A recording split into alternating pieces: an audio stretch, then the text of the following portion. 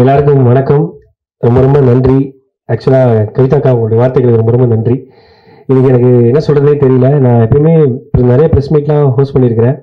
So வரும்போது ரொம்ப ஜாலியாக என்ன பண்ண போகிறோம் ப்ரிப்பேர் பண்ணிட்டு என்ன யாராவது எப்படி எப்படி கூப்பிட போகிறோம் அப்படின்னு நிறைய யோசிச்சு வருவேன். ஆனால் இன்னைக்கு நான் ரொம்ப வாசல் வரைக்கும் நல்லா வந்தேன். அதுக்கப்புறம் பார்த்தா அடி வயிற்றுல அயன் பாக்ஸ் வச்சு தேய்க்கிற மாதிரி எனக்கே பயம் வந்துச்சு. ஐயோ நம்ம படமா நம்ம நடிச்ச படமா அப்படின்னு சொல்லிட்டு பேனர்லாம் பார்க்கும்போது ஒரு பயம் வந்துச்சு. ரொம்ப என்ன பேசுறதே தெரியல. பட் ஒன்னே ஒன்று நான் முதல்ல சொல்லணும்னு நினைக்கிறேன். நான் இங்கே இருக்கிறேன்னா அதுக்கு முக்கியமான காரணம் இங்கே வந்திருக்கிற ப்ரெஸ் அண்ணன் மீடியானவங்க தான். ஏன்னா நம்ம பண்ணுற விஷயத்த கரெக்டாக போய் சேர்க்கறது. ஃபார் எக்ஸாம்பிள் ஒரு சின்ன ஒரு இன்டர்வியூவாக இருக்கட்டும், நிறைய விஷயங்களாக இருக்கட்டும், எல்லாத்தையும் என்னை பற்றி பாசிட்டிவாக இருக்கிற விஷயங்கள் தான் என்னை கொண்டு வந்து நிப்பாட்டிருக்கேன்னு நம்புறேன். அப்புறம் தமிழ்நாட்டு மக்களுக்கு ரொம்ப ரொம்ப நன்றி. அனைவருக்கும் பாவம் தொட்டு நன்றிகள். கவிதாக்கா ரொம்ப ரொம்ப நன்றிகள். அவங்க வார்த்தைகளுக்கு நான் என்ன சொல்கிறதே தெரியல. உண்மையிலே ப்ரெஸ் மீட்டிங் பிரியா மோகன்னே சொல்லலாம். அக்காவை பற்றி நிறைய நான் அப்படி தான் சொல்லுவேன் அக்கா கிட்ட. ஆமாம், உண்மையிலே நிறைய சொல்லுவேன். ஏன்னா அவங்க அந்த அக்கா கூட நான் ஹோஸ்ட் பண்ணியிருக்கிறேன். எனக்கு தெரியும் அவங்க அக்காவோட மனசு வந்து ரொம்ப ரொம்ப வெளில. ரொம்ப நன்றிக்கா, தேங்க்யூ. காந்தி கண்ணாடி எல்லாருமே சொல்லிட்டாங்க. பட் என் பாயிண்ட் ஆஃப் வியூவில் நான் வந்து சில விஷயங்கள் சொல்லணும்னு நினைக்கிறேன். இந்த படம் வந்து எனக்கு எப்படின்னா வேடிக்கை பார்த்தவனுக்கு வேர்ல்டு கப் கொடுத்த மாதிரி தான் எனக்கு இந்த படம். ஏன்னா நான் வந்து இப்படிதான் படம் பண்ணுவேன்று கனவுல கூட நினச்சி பார்த்துருக்க மாட்டேன்னு சொல்லுவாங்க. அந்த கனவுல கூட இப்படி நடக்காதுன்ற விஷயம், அதெல்லாம் தாண்டி ஒரு விஷயம் இருந்தா இந்த காந்தி கண்ணாடி எனக்கு அமைஞ்சதுன்னு நான் சொல்லுவேன். ஏன்னா முதல்ல எந்த ஒரு இதுவுமே இல்லாம காரைக்கால் அப்படிங்கிற ஒரு ஊர்ல தான் நான் பிறந்த வளர்ந்தேன். அதெல்லாம் தாண்டி ஒருத்தர் கொடுத்த நம்பிக்கையில தான் என்னால் இங்கே நிற்க முடியுது. எப்படி எங்கள் அப்பா அம்மாவுக்கு வந்து நன்றி சொல்லணும், அதே மாதிரி எந்த ஒரு இதுவுமே இல்லாம இங்கே நான் நிற்கிறேன், இப்படி நான் உங்கள்கிட்ட பேசுறேன். காரைக்கால் பாலா டு காந்தி கண்ணாடி பாலாவுக்கு முக்கியமான காரணம் அமுதவாணன் அண்ணன் தான். அவரு தான் எல்லாமே. நமக்கு வந்து ஓப்பனிங்லேருந்து இப்போ வரைக்கும் இந்த பாலா வந்து இப்படி பேசுறான், எல்லாமே பண்றான் அப்படின்னா அது அவர் தான் காரணம். யார் என்னன்னு தெரியாத ஒரு பையனை வந்து இப்போ நிறைய சொல்றாங்க இந்த மனித மதம் பற்றிலாம் பேசும்போது, யார் என்னன்னு தெரியாத பையனை அந்த அன்பை மட்டும் வச்சு ஒருத்தனை வந்து நம்ம பார்த்துக்கணும், அவன் நல்லா வரணும்னு நினைக்கிறதுல அவர் தான் எனக்கு ஃபர்ஸ்ட். ஸோ அவர் தான் வந்து எந்த எதிர்பார்ப்பும் இல்லாமல் எடுத்து கிட்டத்தட்ட ஒரு 11-12 வருஷமா நான் அண்ணன் கூட தான் இருக்கிறேன். ஸோ அவர் இல்லைன்னா நான் இல்லைங்க. ஸோ அவருக்கு ஃபர்ஸ்ட் ஆஃப் ஆல் நன்றிங்க, ரொம்ப நன்றி. நன்றியை தாண்டி எவ்வளோ வார்த்தைன்னு சொல்லலாம். அப்புறம் அண்ணனோட மனைவி ராஜேஸ்வரி அக்காவுக்கும் நன்றி சொல்லிட்டே இருக்கலாம்.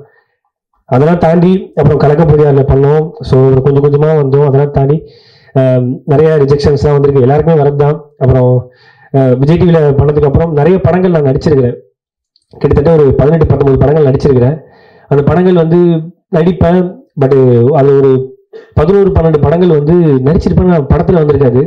அப்போ எங்களுக்கு ஒரு கேள்வி இருக்கும், என்ன நம்ம இது ஐயோ ஏன்னா நடிக்கிறோம் எதுவுமே வரலன்னா, அப்போ வந்து இல்லைப்பா ஒரு காமெடி ஆர்டிஸ்ட் கொஞ்சம் ஃபேஸ் வேல்யூ இருக்காங்க, அவங்க வந்து போர்ஷன் வச்சுலாம், ஸோ இது அது கொஞ்சம் எடுத்து தூக்கிடுறாங்க அப்படிங்கிற மாதிரி சொல்லுவாங்க. அவங்க பண்ணது கரெக்ட் தான், அவங்க தப்பு சொல்ல மாட்டேன். ஸோ அப்போ நிறைய யோசிப்பேன், டைட்டில் கார்டில் நம்ம பேர் இருக்கோம், ஆனால் படத்தில் நம்ம இருக்க மாட்டோமே அப்படின்னு சொல்லி நிறைய யோசிச்சிருக்கேன், நிறைய ஃபீல் பண்ணியிருக்கேன். அப்போ வந்து ரொம்ப யோசிப்பேன். அப்போ நானும் ஷெரீஃப் அவர்களும் ஒரு படம் வந்து ஒர்க் பண்ணோம். அவர் வந்து இந்த படத்தில் கோ டைரக்டராக இருந்தார், நான் வந்து ஒரு சைட் ஆர்டிஸ்டாக இருந்தேன். அப்போ வந்து நிறைய நான் பேசுவோம். அப்போ வந்து ரணம்லாம் பண்ணலை, ஒரு 7-8 வருஷத்துக்கு முன்னாடி இருக்குன்னு நினைக்கிறேன்.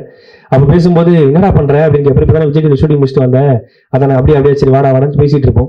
பேசிட்டு இருக்கும்போது ஒரு நாள் என்ன ஆகிட்டு, நான் பைக்கில் தான் வருவேன். நீ மழை வந்துச்சுன்னு சொல்லிட்டு பைக்கில் வரல, கேபில் வந்தேன் ஷூட்டிங்கு. கேபில் வந்துட்டு போகும்போது கேப் வரல, எங்கன்னா என்ன கிண்டியாண்டை விட்டுறேன், நான் இங்கேருந்து போயிடுறேன் கேப் போட்டு அப்படின்னு சொல்லும்போது, கிண்டியாண்டை வந்து லீமேடின் ஹோட்டல் வசதி இருக்க பிளாட்ஃபார்மில் உட்காந்து 2 பேர் டீ குடிச்சிட்டு பேசிட்டு இருந்தோம்.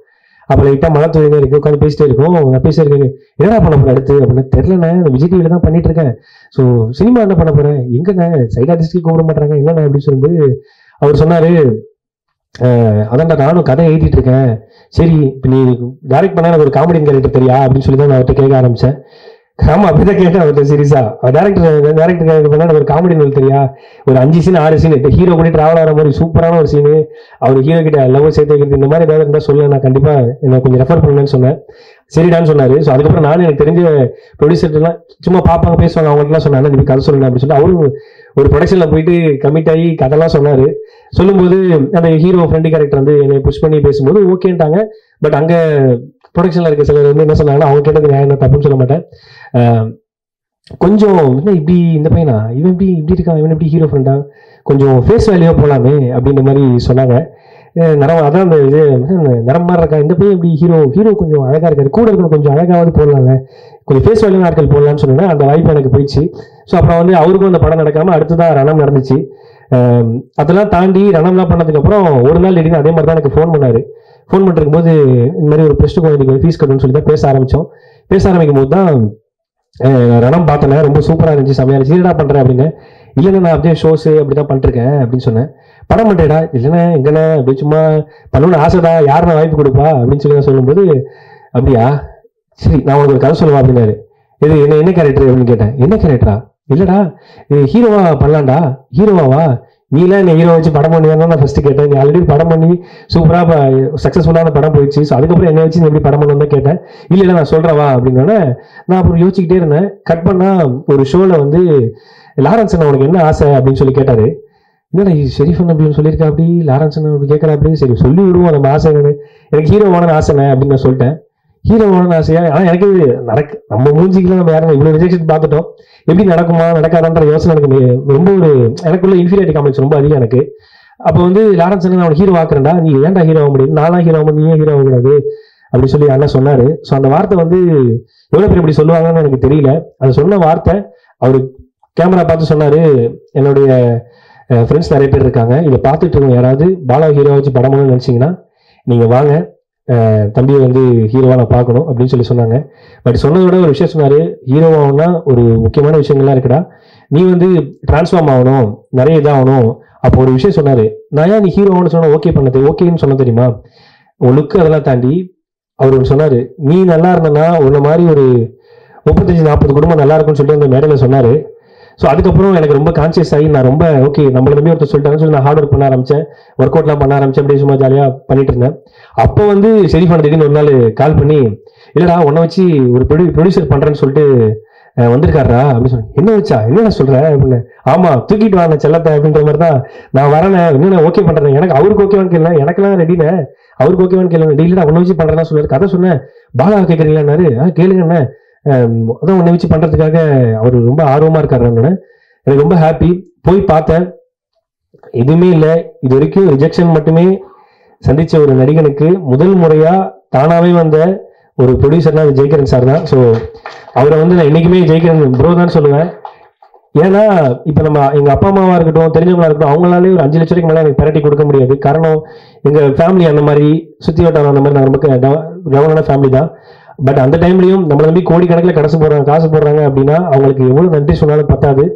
ரொம்ப நன்றி bro, thank you so much bro, thanks lot. ஏன்னா எந்த எதிர்பார்ப்புமே இல்லாமல் சில பேர் வருவாங்களா, அதுல முதல் பிரதர் வந்து ஜெய்கிரன் பிரதர் தான். ஸோ அதுக்கப்புறம் நானும் சரி பண்ணணும், நிறைய பேசுவோம், எல்லாம் பண்ணுவோம். ஆனால் கதை கேட்டு முடிச்சோன்னே இந்த காந்தின்ற கேரக்டர் வந்து சூப்பரா இருக்குண்ணே அப்படின்னு சொல்லும்போது, ஆமாண்டா செம்மையா இருக்கு. ஆக்சுவலாக ஃபர்ஸ்ட் நரேஷன் கேட்கும்போது அந்த காந்தின்ற கேரக்டர் ரொம்ப பவர்ஃபுல்லா இருந்துச்சு, சூப்பரா இருந்துச்சு. அது யார் பண்ணலாம் பேசும்போது நான் சொன்னேன், பாலாசக்தி சார் கேளுங்கண்ணே. ஆனா அவர் இந்த மாதிரி நம்ம நான் ஹீரோவா நடிக்கிறேன் படத்துல இப்படி பண்ணுவார், கதை நல்லா இருக்கு கேளுங்க. ஸோ ரொம்ப வந்தாருன்னா அந்த படமே ரொம்ப பெருசாயிடுங்க அப்படின்னு சொல்லி சொன்னேன். சரின்னு சொல்லிட்டு போய் கதை சொன்னாங்க. கேமராமேன் பாலாஜி ப்ரோவும் ஷெரீஃப் போய் கதை சொன்னாங்க. அந்த கதையை கேட்டுட்டு சார் வந்து நான் பண்றேன், யார் ஹீரோன்னு கேட்டோன்னா, ஆஹா அடுத்த செக் வைக்கிறாங்களே, ஹீரோன்னு கேட்டா என் பேர் சொன்னா பண்ண மாட்டாங்களே அப்படின்னு யோசிச்சேன்.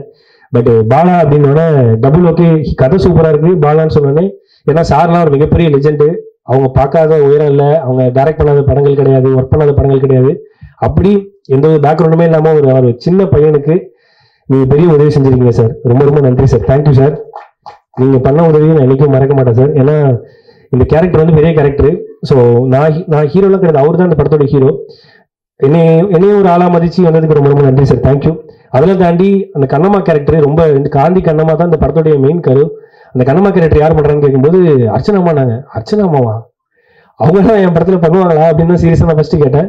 ஆனா கதையை கேட்டோடனே அர்ச்சனாமா வந்து இந்த கதையை ஓகே பண்ணதுக்கு ரொம்ப ரொம்ப நன்றி அர்ச்சனாமா, ரொம்ப நன்றி. நான் உங்க படங்கள்லாம் நிறைய பார்த்துருக்கிறேன், என்ன சொல்றதுனே தெரியல. இந்த 2 லிஜெண்ட்ஸுக்கும் நான் எவ்வளவு நன்றி சொல்லி சொன்னாலும் பத்தாது, சீரியஸா அதுதான் உண்மை. நீங்க சொன்ன வார்த்தைகள் ரொம்ப நன்றி.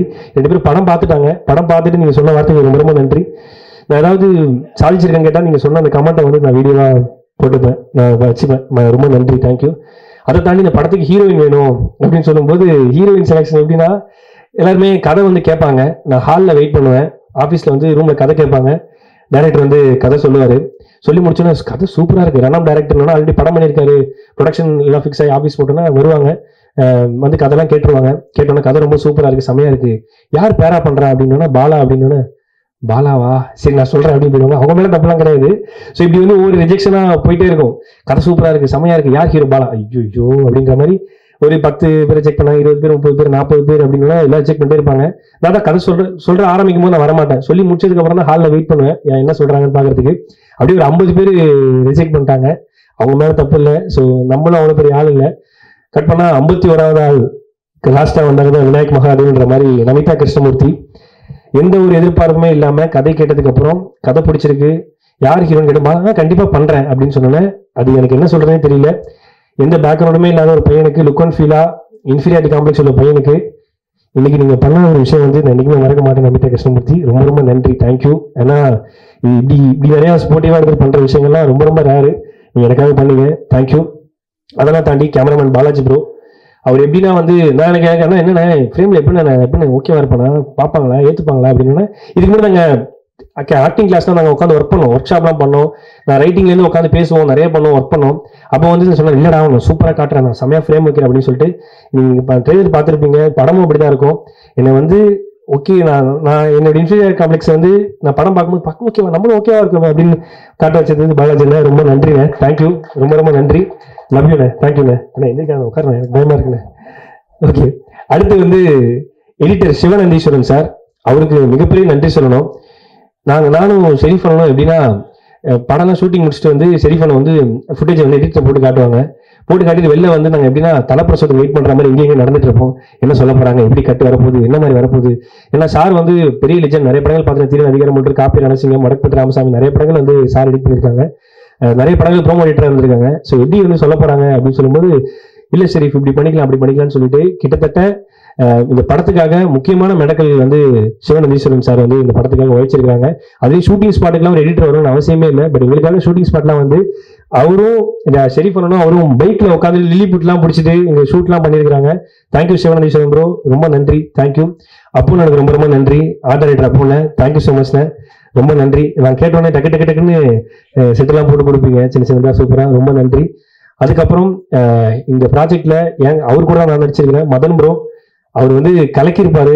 அவர் வந்து கல்லூரி படத்துல நான் பார்த்துருக்கிறேன், பயங்கரமான ஆர்டிஸ்ட். அவர் கூட நான் நடிச்சதுக்கு ரொம்ப ரொம்ப சந்தோஷமா கருதுறேன். அப்புறம் மனோஜ் ப்ரோ, ஆராதனா, அவங்க 2 பேருமே கலக்கியிருக்காங்க. ஐயா உட்காருங்க ஐயா, ரொம்ப பயமா இருக்கு எனக்கு.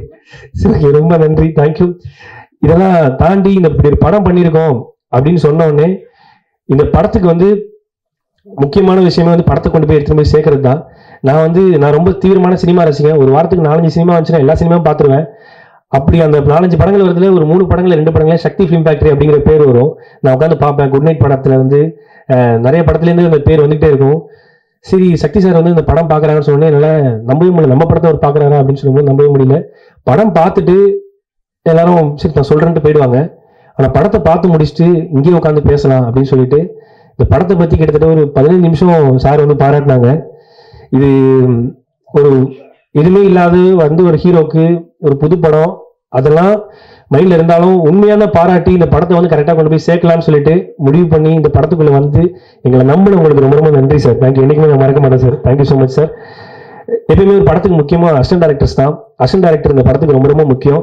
இதுல வந்து நிறைய பேர் ஒர்க் பண்ணியிருக்காங்க. அதுல வந்து இந்த ஸ்ரீதர் அப்படிங்கிற பையன் வந்து நிறைய உழைச்சிருக்கிறான். ஸோ அவனுக்கு கிரெடிட்ஸ் போகணும். ஏன்னா நானும் நிறைய அசிஸ்டன்ட் டைரக்டர்லாம் சின்ன சின்ன வேலை செஞ்சிருக்கிறேன். அப்புறம் கிஷோர் அப்படிங்கிற பையன், இவங்க 2 பேர் தான் வந்து ஷெரீஃப் பண்ணதுக்கு பேக் போன். அப்புறம் வந்து சதீஷ் ப்ரோ, அதுக்கப்புறம் மாரின்னு ஒரு பையன், நான் மாரினா கூடுவேன், மாரின்னு ஒரு பையன், இந்த மாதிரி நிறைய பேர் வந்து ஒர்க் பண்ணியிருக்காங்க. அது மாதிரி எடிட்டர் கூட வந்து தமிழ் பிரதர் இந்த படத்துக்கு வந்து நிறைய வேலை செஞ்சிருக்கிறாரு, அங்கே தான் இருக்கிறாரு.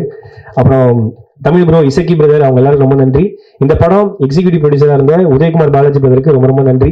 ஏன்னா அவர் வந்து பல கேரக்டரா மாறுவாரு. 12 படி தசவதார படத்தில் கமல் சார் மாதிரி திடீர்னு பார்த்தா ப்ரொடக்ஷன் மேனேஜர், திடீர்னு பார்த்தா செட்டஸ்டா இருப்பாரு, திடீர்னு பார்த்தா பலவிதமான கேரக்டர்லாம் அந்த படத்தில் பண்ணுவார். எங்களுக்காக ரொம்ப ரொம்ப நன்றி ப்ரோ, தேங்க்யூ.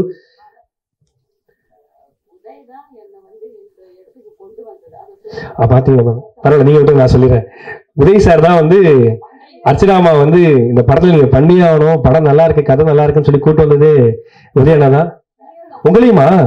பரவாயில்ல, எல்லாரையும் அவர் தான் கூட்டு வர்றாரு. உண்மையிலேயே வேற லெவலுங்க. என்னையும் அவர் தான் காலைல கூட்டு வந்தாரு. நன்றிங்க.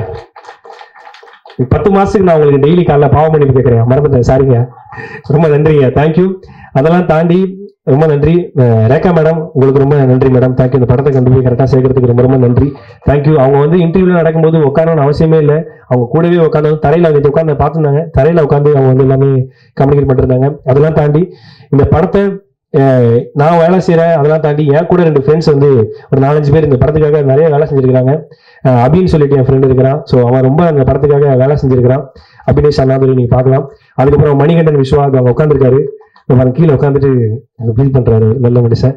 அப்புறம் வந்து கலக்கப்பூஜாரு வினோத், விக்கி சிவா, அப்புறம் ப்ரொடக்ஷன் டீம்ல ஒருத்தரை பற்றி நான் மெயினாக தேங்க்யூ பண்ணேன். சாரி, நான் முதல் இடத்துல தப்பா எடுத்துக்காதீங்க, முதல் படம் சாரி. அப்புறம் அபி அப்படிங்கிறவர் வந்து இந்த படத்துக்காக நிறைய வேலையை செஞ்சிருக்காரு. இரவு பகல் பார்க்காது ரொம்ப வேலை செஞ்சிருக்காங்க. எல்லாருமே சேர்ந்து ஒரு படம் பண்ணியிருக்கிறோம். உங்ககிட்ட சமர்ப்பிக்கிறோம். அதெல்லாம் நீங்க தான் கொண்டு போய் சேர்க்கணும். ரொம்ப நன்றி. ரொம்ப கொஞ்சம் எமோஷனலாக அதுக்கு மேலே பேசலாம். Sorry, thank you. செப்டம்பர் 5 காந்தி கண்ணாடி ரிலீஸ் ஆகுது. நீங்க எல்லாரும் குடும்பத்தோட பார்த்து சப்போர்ட் பண்ணுங்க நம்புறேன். ரொம்ப எல்லாருக்குமே பிடிச்ச படமா இது இருக்கும். எல்லாருமே இந்த படத்தை வந்து பார்த்து சப்போர்ட் பண்ணணும்னு நம்புறேன். Thank you so much. ரொம்ப நன்றி. இங்கே வந்திருக்கிற பிரசன்ட் மீடியா எல்லாருக்கும் ரொம்ப நன்றி. Thank you so much.